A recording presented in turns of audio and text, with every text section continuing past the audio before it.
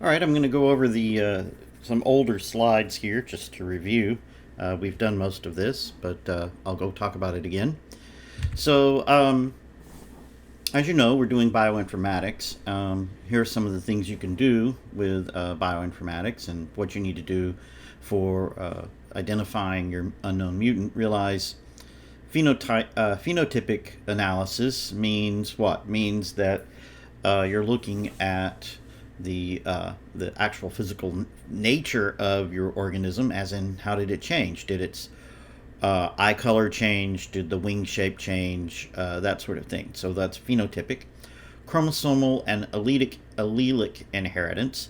That's the standard idea that we've been using, where uh, some part of the chromosome has been altered, mutated, which ultimately would be in the sequence, and that alters the phenotype that we talk about here in point one.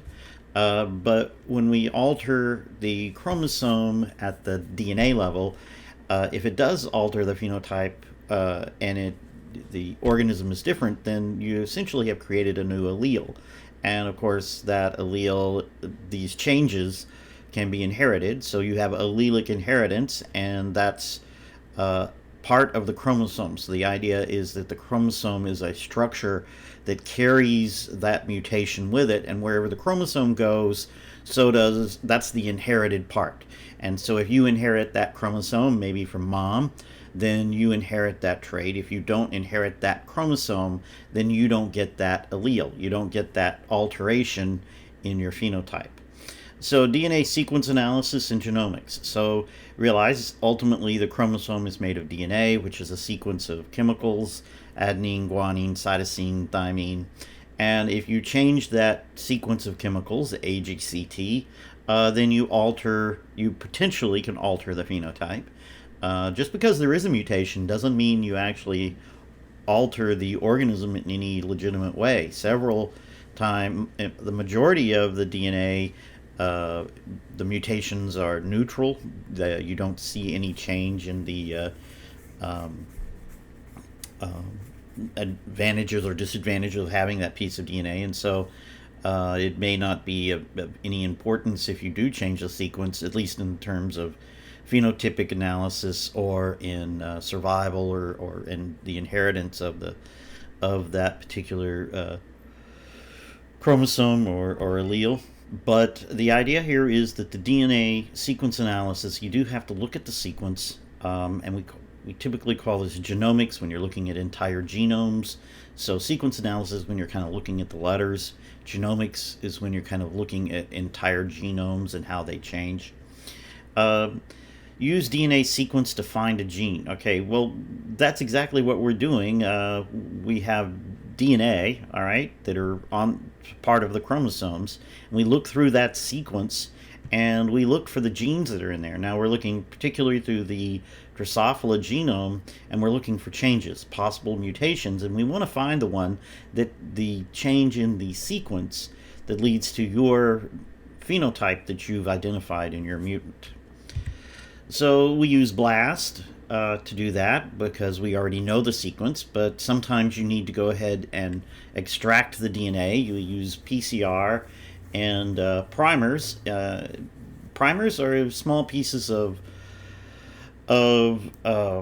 sequence that regions in or near the gene that you're interested in, and we use it with a technique called PCR, which allows you to extract or amplify the DNA, I should say.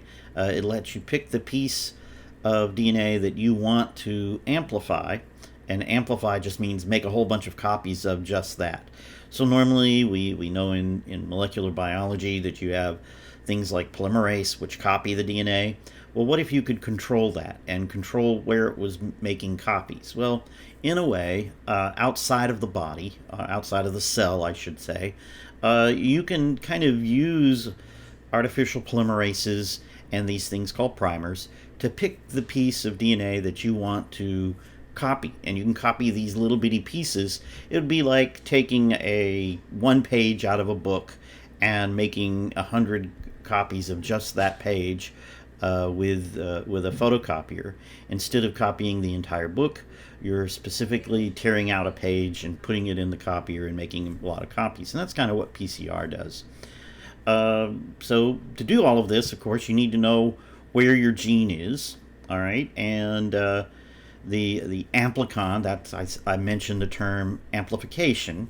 All right, that's kind of what you're looking at. We want to see if that region that we're amplifying is, we want to examine it and look at the letters, the AGCTs, and see if they changed in any way.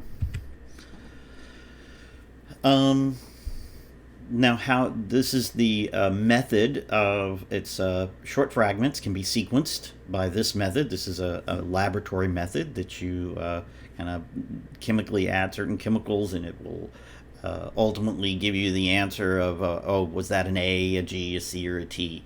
And so you do it by the dideoxy chain termination method. Modified nucleotides are called dideoxynucleotides, so DDNTP, and they attach to synthesized DNA strands of different lengths. So what they're kind of doing here, if you want to think of it this way, is they're looking to see which ones stick to remember the complements, and you can get them to stick to each other. But the idea is to attach synthesized DNA strands of different lengths. And when you modify it, does it still stink? Does it still stick? That sort of thing. You can alter it and see, hey, wait, it doesn't stick to the mutant. It does stick to the wild type. Maybe that's the place that where the mutation occurred. That sort of thing. But that's off the topic here. Each of these DDNTPs, though, is tagged with a distinct fluorescent label. So we can add chemicals, alter the DNA fragment, the nucleotide, in such a way, the nucleotides in such a way so that they fluoresce when they bind to the other side, and we can locate them in the chemical mixture, so we can extract it, or at least find it. The DNA sequence can be read from the resulting spectrogram. All right, so the idea is when it fluoresces, we can see peaks in a machine. It'll give you all these curves that we'll see here in a second, and you can find and call it a chromatogram, and you can figure out, well, A stuck out more than C, G, or T, so we think there was an A at that position, and I'll show you how to read these graphs in just a second. This is the idea. This is the ribose part of the nucleotide. All right, here's your base. This is adenine A. Here is your phosphates here, your triphosphate. All right, and we move on. The idea is the dideoxys are the ones I mentioned back here. That's not a normal thing. All right, you have slightly altered here.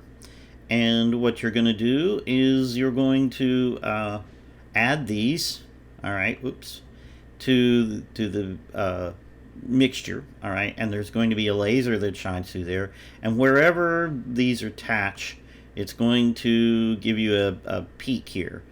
And so it's going to, if you get a G and it's way ahead of the others, now down here they're showing it, the other colors are, it's color coded, the other colors are down here, but they don't peak. Only the one that peaks is the one you go, oh, that must be a G there, it must be an A. And so you're kind of going through and breaking off or adding, I guess, a nucleotide along the strand here, and as it's attaching, you're getting a peak here. All right, so here is your primer, TGTT, and the whole idea is, what I'm trying to explain is, what will this stick to? Well, this is going to stick to AACA, and you'll notice right here, AACA. So this little piece is going to attach down here, all right, and basically after that we're going to add these, and it's going to attach, they're going to attach on this side, and so you're going to be able to kind of create the complement here on the other side, starting with this one, and then that will allow the polymerase to work, all right, and this is all outside the cell. Realize this is outside the cell. You're doing this chemically, and these will add. So you can actually replicate DNA outside of your cells using this process. That's kind of what PCR does in general. It really doesn't matter. I can go on forever to explain this process to you, but the idea here is you end up with this. Now, this is really hard to read. Notice at the beginning, it's whenever you do one of these, the beginning and the end are usually not readable. They're not usable. And you can see here, it's hard to tell which one is peaking here, and at the end, it's a mess too. But in the middle, you can usually get an idea of which letter you actually have. But some come out better than others. Like these really large peaks, you're pretty sure that these are the correct ones. But at these regions, it's less so, but you still can make it out usually. And in the middle of the sequence, when you do this type of sequencing, it's pretty good. But at the ends, it's usually pretty bad. But you can see green A, then a T, then another A. And you can see these are the colors that peak here. You'll need to, we'll be giving these to you, so you'll have to look at them. Maybe you can figure out where your mutation is. All right. The program that lets you view these is called Finch TV program, and it's free. You'll have to download it and install it. So you would click here, and you would go and install this on your computer, and then you would load the files that we give you to find the sequence of your, or I should say, to see the peaks. You kind of know your sequence already, but this is, if we'd send it off to be sequenced, this is what you would get back. So you do your experiments, and this is what we normally do in the course. We send off your extracted DNA and PCR. We do PCR on it. We send it off, and it gets sequenced, and you would get this kind of graph sent back to you after the sequencing, and it would tell you what letters there were in sequence, and you would go through and look at it yourself. Now, of course, you use computers, you use bioinformatics to analyze these things, protein sequences, functions of genes, genomes, etc. Numerous genome sequence projects established this. This is accelerated progress. This is all stuff I would like to mention here. The reason you do this type of analysis is primarily to save time and money. Usually bioinformatics, these types of analyses are done before you do a lot of expensive experiments to kind of narrow it down so you don't have to do 10,000 experiments to figure out which one is the correct one. A lot of times you can use bioinformatics to narrow down to just a few good choices and send those off to do the expensive analysis like sequencing, or if you're going to do stuff in-house for your people working in your lab, so they can do the ones that are most likely to be the correct ones. A lot of bioinformatics is done just to eliminate the ones that are obviously not going to work. And maybe pick out the ones that are most likely to see if you get anything, and then maybe add a few more until you run out of money or time. But a lot of times, if you can do types of bioinformatics, it saves your lab a lot of time and effort and money. Resources, these are places you can go. I typically go to the NCBI for most of my work, but there are other, there's European and the Japanese data bank, but most of your data can be obtained from one or all of these three sources. Just search for NCBI or EMBL, the main letters here, the capitals, and you do an internet search. You'd have to write out the data bank of Japan, I think, though. But EMBL or NCBI, those will get you to the databases to analyze sequences, so you can go and compare your sequences. And we've done BLAST, which is through the NCBI. GenBank, it's a different type of file, but GenBank is we've looked at FASTA files a little, but GenBank files have additional data. Software is allowed to give you this information. You can also get three-dimensional views, and there's a protein data bank. Okay, now here's something that I need to show you. These are protein sequences. Now realize amino acids that make up proteins, and these sequences are for amino acids, and they have been sequenced. So you can sequence an amino acid just like you can sequence a strand of DNA. You could also take your DNA and translate it and come up with the most likely amino acid sequence that it codes for. And they've done this across one way or the other, either sequenced the protein or took the DNA and then came up with the translated amino acid sequence that the DNA will eventually be translated into. You can do that in a computer or by hand even. I've done it by hand. But you can you put those together and you look across species, all right, and you can come up with the places where it doesn't change. And that's important because this tells you this is where the functional regions are. So maybe you get a mutation that changes one of these over here, one of these that are not highlighted in yellow. And what they're kind of saying here is, well, if you get a mutation here, obviously it doesn't necessarily change the function of the program, so it doesn't really create what we call a mutant. It may not cause a phenotypic change. But it may, but which are the ones that never change? So across all these species, notice that the GH, the V, the D, and the WH, they never change position and they never change letters. Actually, there are a few they changed letters minorly.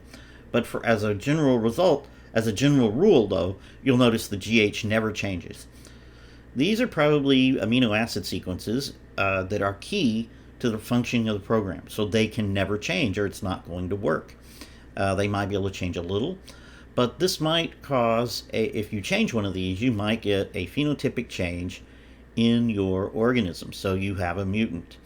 So one thing to do if you are looking to see if you're in a region that's interesting that might cause a phenotypic change, you might go look to see what the sequences look like in other organisms, translate them to proteins, all right, and so you take your DNA, translate it to a protein, and then you look along the sequence, the resulting sequences in all these organisms, just like this, and you look to see where it never changes.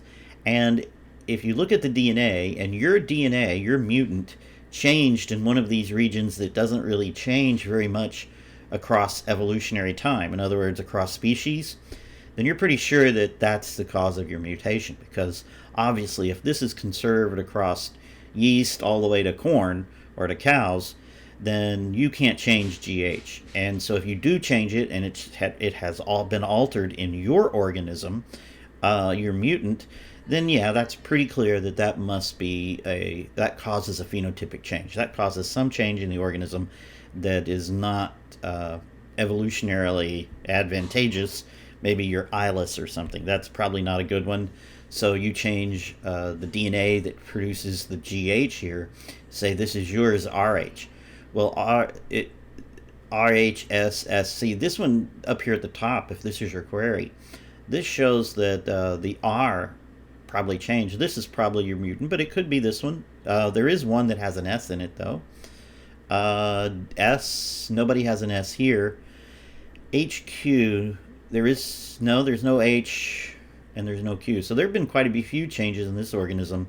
This many mutations in key regions probably indicates that this protein doesn't work at all. All right, this amino acid sequence, if you're trying to align this one to this one, the only thing that stayed the same was the H, and these are the regions that stay the same across a large amount of evolutionary time.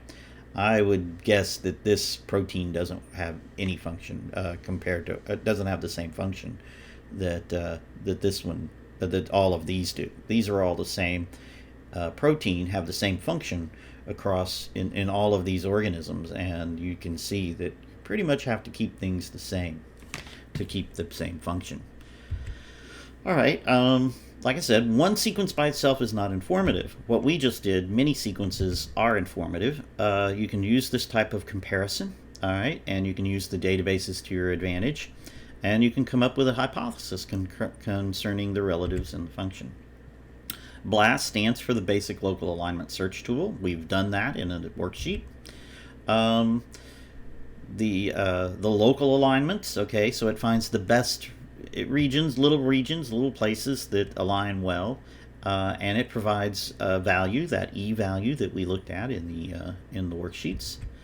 All right, and you have all of this, the BLAST server, the BLAST web page, Um, this is just kind of explaining the computer thing, and we've even seen these before, so that all of this is good. There are many types of blast, of course, and you want to find usually the highest scoring uh, small sequences. They split the sequences up into smaller pieces. Like here, it's 3. That would be mainly because it's a codon. 3 is a codon, and you try to find the best local optimal alignment. All right, it's very statistical, and remember the e-values are for. Now you need to remember it's about -5 to -6 for a good e-value in DNA. It's a little different in proteins, but if you're looking at DNA instead of amino acids, keep it at 10 to the -5th, 10 to the -6th. That's kind of the barrier for a good value. All right. We're just talking about this. There are matrices. There's some math here. It's just comparing the two sequences to see how closely the two sequences match up.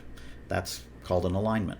And from that alignment, you get a score. And we've done this. This is what BLAST did for you when we did the thing. Now, there's some mathematics involved. What does it do behind the scenes? Well, this is kind of it. If these are our two sequences, A, B, C, D, E, F, G, H, A, B, C, D, E, F, G, H, all right, and it kind of goes through, and these numbers represent how well these matched up with your sequence. In other words, these are just positions. They're not. This is actually a much more complicated system. But matches, you get pluses for matches and minuses for mismatches. In other words, I have an AGC and an AGA. Well, I get a +1 for the matches, but I get a -2 for the mismatches, and they kind of add up the values, especially when you're looking at several sequences at once, and it kind of comes up with a scoring system to figure out what the real sequence is, or possible, shall we say, there's something called a consensus sequence, which is kind of like the average sequence. And a lot of this type of math with these matrices can be used to find that sort of thing, and to find the best alignment across many sequences. And they'll kind of all try to align the sequences so that you get the most matches possible. Now here's about some proteomics. So here are the proteins, and this is a bit funny, but each of these groups is a different amino acid. So remember, there are 20 amino acids. Actually, there are more like 22, but we'll ignore the other 2. They're not common. And you have hydrophobic, polar, and so if you have a mutation and and the DNA codes as a different amino acid, then you might have changed from an N to an S, for instance. Well, that's fine if that N is there and all it has to do is be polar, because both N and S are polar. But if that N needed to be, let's see, does it not have, actually it shares all of them. S would probably be a good one for it to change to, because I believe, let's see, there are no properties that N has that S. S has some properties that N doesn't have, but N has all the properties of S. So if it changed to an S, you'd be okay. But if it had been an S, and it was an S because it was small, tiny, and it changed to an N, well, now it's not tiny, and if that was the property that you needed there in that position was tiny, and now it's an N, well, that would be a bad mutation, because now the properties of that amino acid at that location have changed. And if the property needed at that location was that this amino acid needed to be small, tiny, very tiny, all right, and it changed to an N, which is not, then you probably altered the shape of that protein and probably the structure of it, and that would probably end up with different chemical properties, and you would have a phenotypic change of some sort. In other words, it would be a mutation that you could observe, perhaps. All right, so moving on. Score, S, and E-value. Read through this. All right, the significance of each alignment is of an E-value. The lower the e-value, the more significant score. So the lower the better. So -5 is larger than -6. So if you get a number e to the -7, that's really good. That's even lower. That's better than you need to say that there was a match. If you get -15, you're getting close to being identical. All right. So read through these. Homology. We did the whole worksheet on homology. All right. Similarity is also low complexity. Low complexity means that all the letters are the same. So A. That would be a low complexity region. All right. That's what that means. Now, they're saying for nucleotides, I said 5th or 6th. That's fine. 6th, if you get a smaller number like 10 to the -7 or 8, you're in good shape. -6 is fine. -5 is usually okay too. For proteins, you don't need quite as low a number. You can go with 10 to the -3rd. So you can get 10 to the -3rd and you're okay with proteins. And it has to do with the fact that there are 20 of these, there are only 4 of these. So with only 4, the number has to be smaller here. With 20, you're not as stringent, and it can only be negative. It can be as, I guess, high as the way you want it, as 10 to the -3rd, and you're okay. And it indicates homology. In other words, the two sequences are similar to one another. Similarity is different from homology, though. Keep that in mind. Homology implies that they came from a common ancestor. Similarity does not. So we go through and you align them. We've done this. We kind of understand how that works, I hope.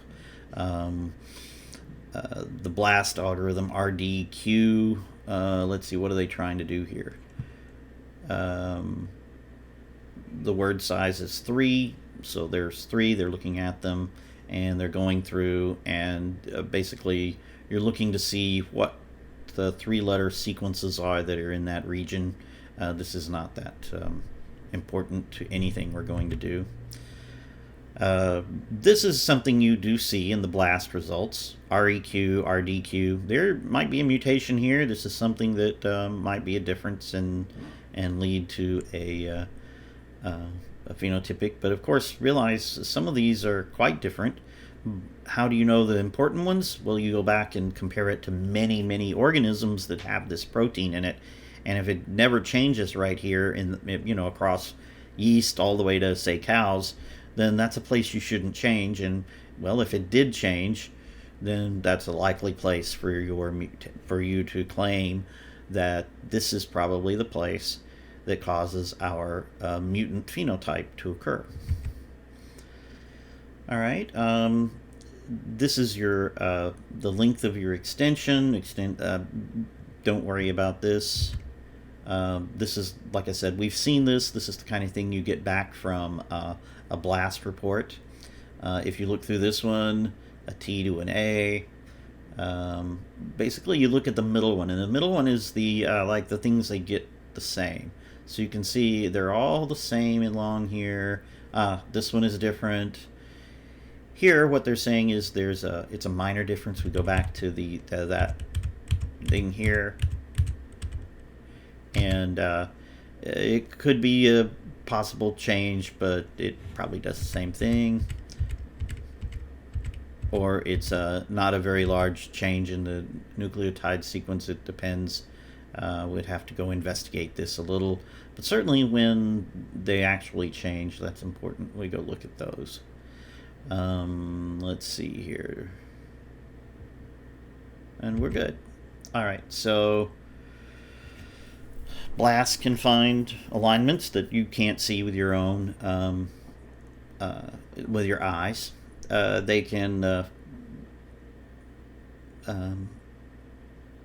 tell if there's a composition that's repetitive or whatever. There are certain things here that BLAST can see that you can't see with your eyes, and you can make some inferences about evolutionary homology here using BLAST.